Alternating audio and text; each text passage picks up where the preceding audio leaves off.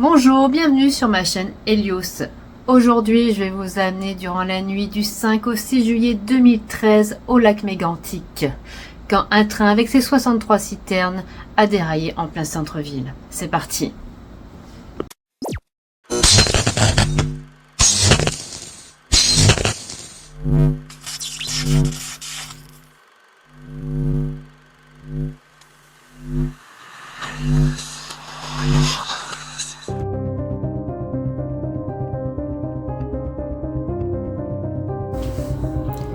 5 juillet 2013.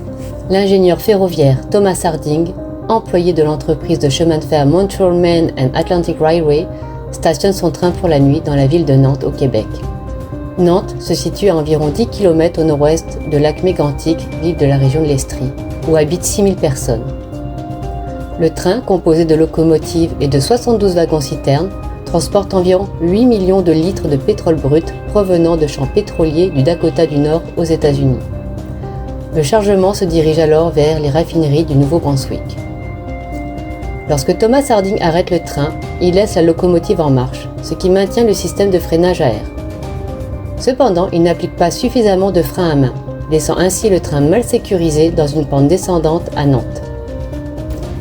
Après le départ de Thomas Harding pour la nuit, un incendie se déclare dans la locomotive principale, où se situe le moteur. Les pompiers répondent alors à l'appel, éteignant le feu puis coupent le moteur du train, qui fait partie du système de freinage. Lorsque les pompiers partent, les freins à air du train ne fonctionnent plus, le moteur ayant été éteint. Tout juste avant 1h du matin, le 6 juillet 2013, le train se met lentement en marche vers la ville de Lac-Mégantic. Les freins à main appliqués par l'ingénieur ne suffisent pas pour l'arrêter, atteignant une vitesse maximale de plus de 100 km/h. Le train déraille près du centre du lac Mégantic vers 1h15 du matin. Environ 6 millions de litres de pétrole brut s'échappent des 63 citernes ayant déraillé et explosé, tuant ainsi 47 personnes. Avec toute la générale, feu majeur ici au centre-ville de lac Mégantic. C'est notre cocktail de train. Hey, c'est dangereux, là! Monsieur, vous me demandez l'échelle de Saint-Georges-de-Beauce? Affirmative, je vais demander l'échelle de Saint-Georges-de-Beauce.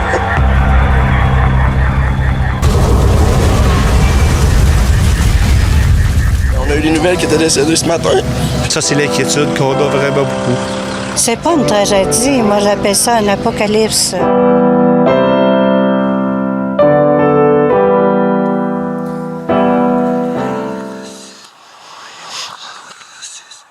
On est là pour recueillir les paroles des personnes disparues durant la tragédie de 2013. Donc moi c'est Ellie, je suis accompagnée de Craig. Pourquoi étiez-vous au Musée Café ce soir-là? Donc je peux reposer les questions. On peut reposer les questions si vous voulez. Et j'ai pas envie de vous offenser selon mes questions. Vous savez, ça va faire bientôt 11 ans que la tragédie s'est passée.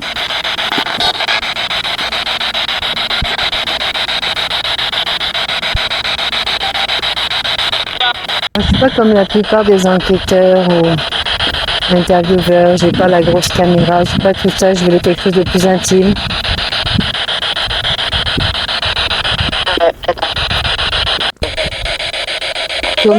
Comment avez-vous vécu l'instant de cette tragédie, cette catastrophe?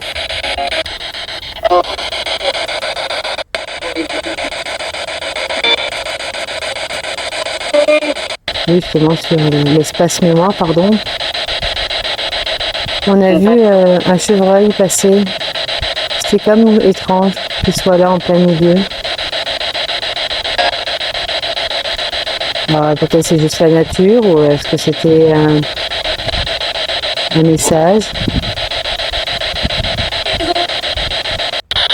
J'étais contente de pouvoir dialoguer avec vous, de pouvoir vous interviewer.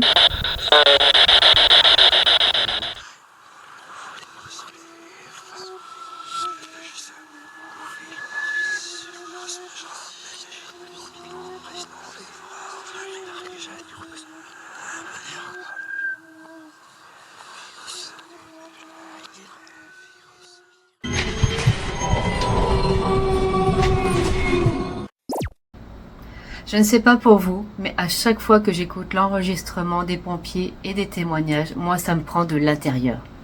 Mais je l'ai écouté je ne sais pas combien de fois à cause du montage et ça me fait toujours le même effet, ça me fait énormément de peine. C'est pour ça d'ailleurs que je fais ces montages vidéo, ces enquêtes, cette forme de documentaire en fait, pour justement ne jamais oublier ce que ces personnes ont vécu. Et en même temps, prendre le témoignage aussi bien des survivants que des défunts. C'est un peu ma ligne de conduite dorénavant. Je vais plus me concentrer sur, oui, des tragédies, des catastrophes, peut-être des meurtres aussi, pour justement récolter tous ces témoignages.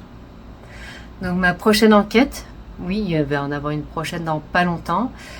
On arrive en 1966, en octobre 66, oui.